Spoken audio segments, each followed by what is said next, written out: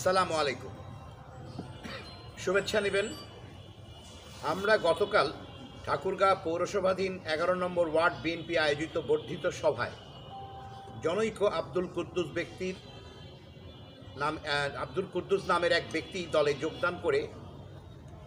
যোগদান নিয়ে আমাদের জেলা বিএনপি ও পৌর বিএনপির পক্ষ থেকে আমাদের মাধ্যমে আমরা আমাদের বক্তব্য স্পষ্ট করছি।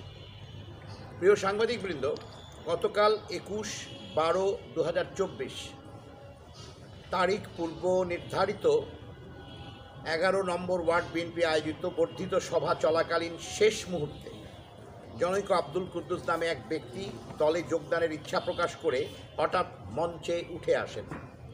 এমন সময় উপস্থিত নেতৃবৃন্দ ঘটনার আকস্মিকতায় ও কিছু বুঝে ওঠার আগেই এবং উক্ত ব্যক্তি সম্পর্কে বিস্তারিত জানার পূর্বেই তাৎক্ষণিক ঘোষণা করা হয় যে তিনি বিএনপিতে যোগদান করবেন। তাৎক্ষণিক আব্দুল কুদ্দুস ও তার অনুসারীদের অনুরোধ এবং সভার শৃঙ্খলা রক্ষার স্বার্থে তাদেরকে বিরত রাখতে গিয়ে তাকে মাইকে কথা বলার সুযোগ দিতে হয়। উক্ত যোগদানের বিষয়কে কেন্দ্র করে যে উদ্ভূত পরিস্থিতি সৃষ্টি হয়েছে তা ঠাকুরগাঁও জেলা বিএনপির নজরে এসেছে। এ বিষয়ে জেলা বিএনপি ও পৌর বিএনপির পূর্ব ও বর্তমান কোনো সিদ্ধান্ত ছিল না এবং এখনও নেই। আগামীতে থাকবে কিনা সেটাও বিচার্য বিষয়।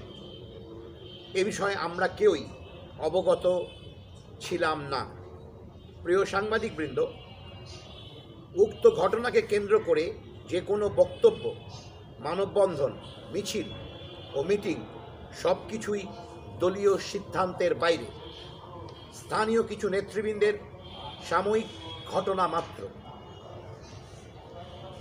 এ বিষয়ে জেলা ও পৌর বিএনপি স্পষ্ট জানাচ্ছে যে আব্দুল কুদ্দুস নামীয় কোনো ব্যক্তি ও তার অনুসারীদের দলে কোনো প্রকার যোগদান করানো বা আমাদের দল কোনো গ্রহণ করেননি।